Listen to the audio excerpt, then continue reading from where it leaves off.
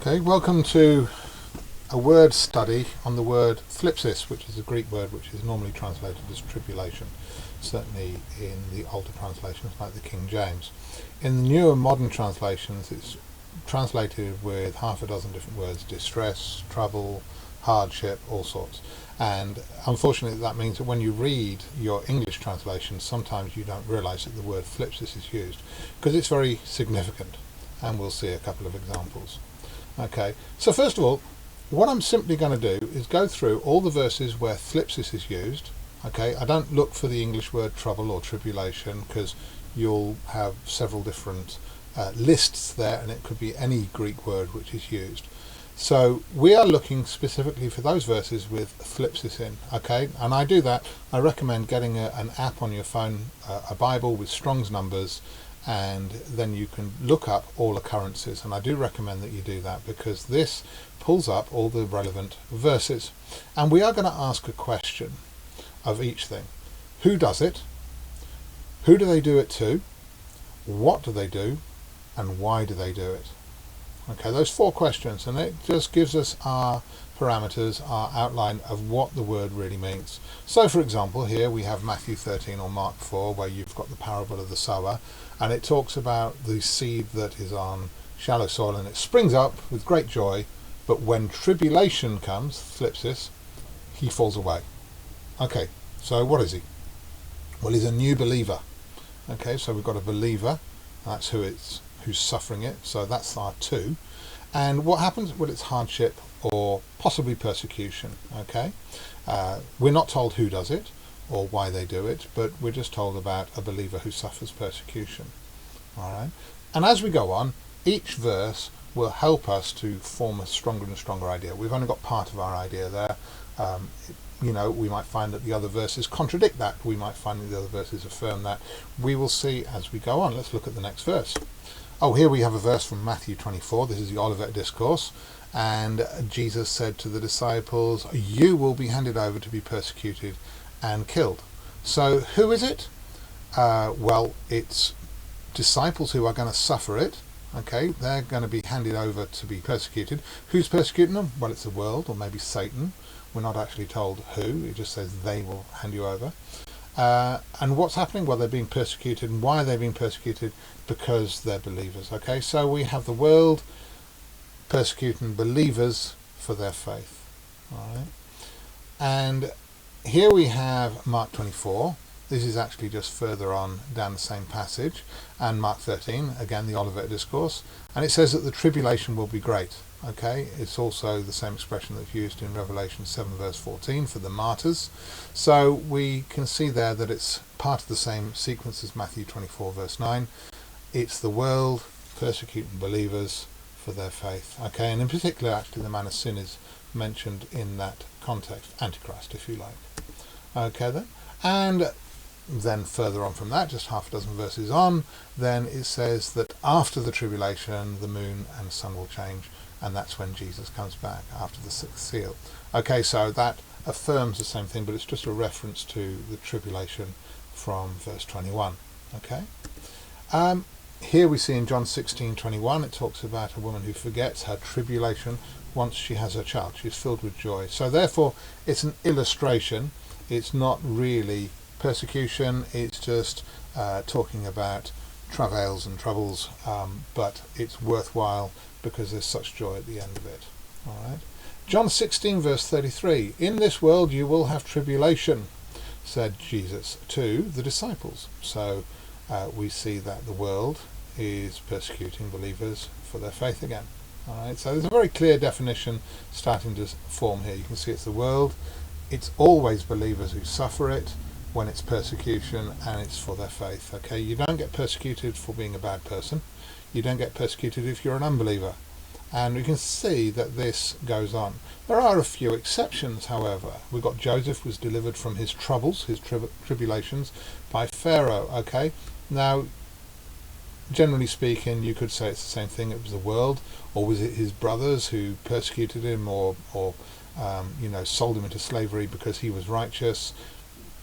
Specifically, Pharaoh delivered him from prison where he was put because he was righteous, because he refused to have anything to do with Potiphar's wife. He ran away from sin when she tried to tempt him.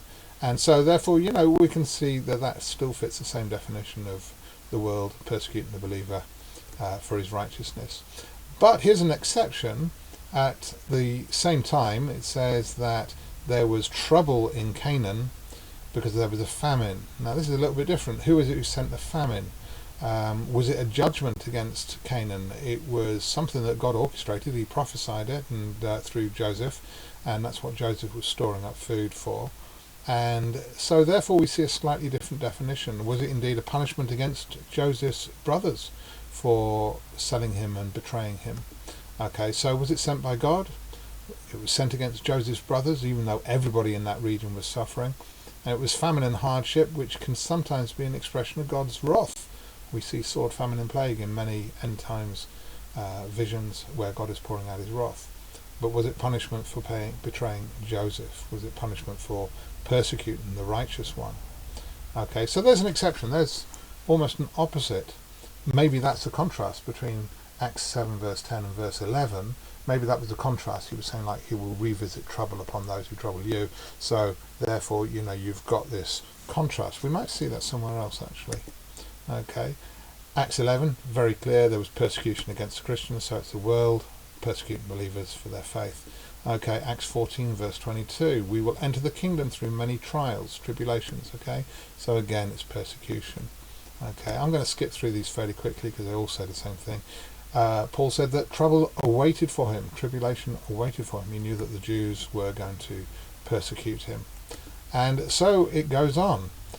We see in Romans 2:9 it talks about trouble and stress, however, to all evildoers. Now this is different because we were saying that persecution was against believers. So when we ask our question who and to, we find it's the other way round. So it's God who actually brings tribulation against evildoers as a punishment, and it's very much in judgment. It's interesting there that it also says it's with wrath. When you do the word study on wrath, then you'll see how that verse plays out. It's interesting that there's this idea that trouble will be visited by God against evildoers, mainly because they've persecuted or brought tribulation against believers. Okay, Romans 5:3, we boast in persecution because it brings patience, and it's faith and also character building. Okay, I should have put character building there as well as faith. Tribulation will not separate us from Christ. Again, it's persecution. We are patient in tribulation. Again, it's persecution he was talking about. Those who marry will have tribulation. Better not answer that one because the wife might see it. Okay, then we are comforted in tribulation. We suffer persecution. Doesn't say who from, but certainly it's believers who are suffering it because we are believers. You need to know about our troubles. That's believers. Paul was talking about the trouble that they've gone through. I wrote out of much affliction. Same again. Our light troubles now. Okay, he's comparing it to the future. Again, we prove ourselves in trials and tribulations. Okay, again, testing and building faith. I rejoice in our trials. Again, it was about persecution. A great test of affliction. You see, it's persecution again. It's the same thing over and over. Not that others will be relieved while you have tribulations. Same thing again. Okay, but it's contrasting it with other people. He says in Ephesians, he writes, don't be upset because I'm being persecuted. He talks in Philippians about people who try to stir up persecution against him, opposition against him. He's joining people. It's the same definition again. This is a little bit different. The afflictions of Christ. Okay, now it can be seen as persecution because the world killed him because of his righteousness and his faith. But of course he was willing to do that. So specifically it's against Christ, and it was for the purpose of atonement. It was talking about his suffering, but Paul was contrasting himself with that.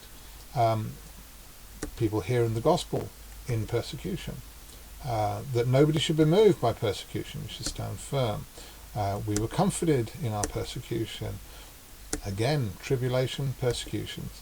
God will pay back tribulation to persecutors. Okay, we've seen this possibly with Joseph's brothers, and we saw it in a couple of other verses where actually it's the opposite, but it's very much playing on the word within that passage, because it's talking about those who trouble you, those who give you tribulation.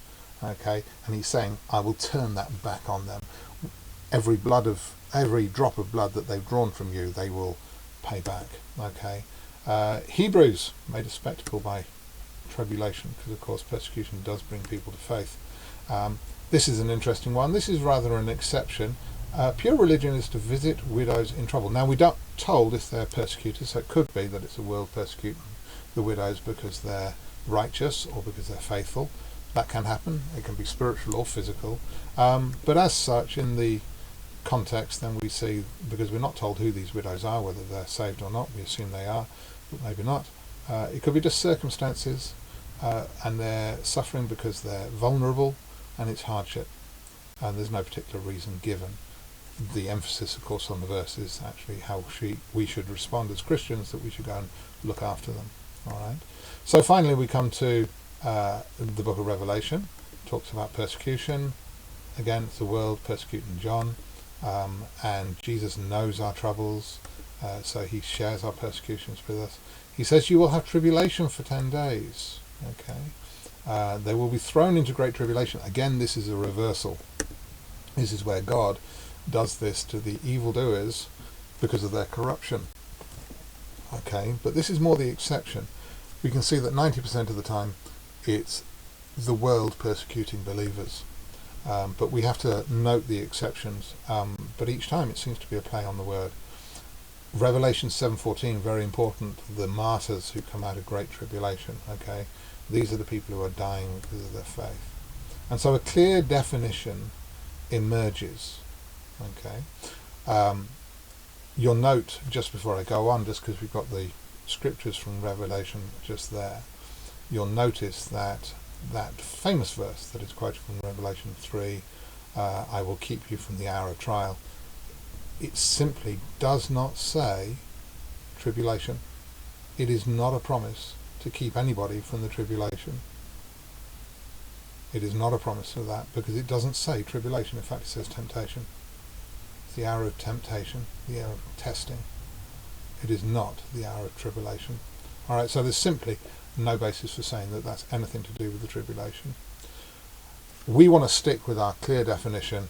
We have tribulation here, and the word is thlipsis, and it's very clearly the world persecuting believers because of their faith. And it's really easy to see. As you go back through all those scriptures, then you will see. Now, the contrast is very interesting. The contrast is with wrath. Now, wrath, as you will see if you watch the other study, is God punishing unbelievers for rebellion. So you can see that one is from Satan and one is from God. One is persecution, which is unfair and unjust. One is punishment, which is just and righteous. One is for believers and one is for unbelievers. One is for faithfulness and belief, and the other is for rebellion and unbelief. There's a big contrast. They are, in fact, complete opposites. And that's why you need to know the difference, because so often these are muddled up by people. And they say things like this. They say the tribulation is when God pours out his wrath. No, it is not. No, it is not. He pours out his wrath. That's him pouring out his wrath. That is not the tribulation. The tribulation is when Christians suffer and they're martyred. They're not martyred by God's wrath. We're not even touched by God's wrath. God's wrath passes over us. We are not appointed to wrath, but we are appointed to tribulation. We are going to suffer for our faith at the hands of the world, but not at the hands of God. And so when people say things like the tribulation is when God pours out his wrath, they are actually doing a contradiction in terms. They are actually confusing themselves, and they cause a lot of confusion. And of course, actually the next step is that they say, oh well, if believers are here during the tribulation, as some people believe, then God must be pouring out his wrath on believers. No, he's not at all. Not at all. We are protected. We are here, but we are protected, we are kept, and you will read that in a few verses. That's not the subject of this study, but we will see. Okay, there's the rest of the references for thlipsis. I urge you to go through them and to study them and to see for yourself that it's different. I also urge you to go to the study on the word wrath, or ger, as we will see, and then you will see the contrast again with tribulation. You'll see how completely different they are, and that they should not be merged or mixed. Thank you.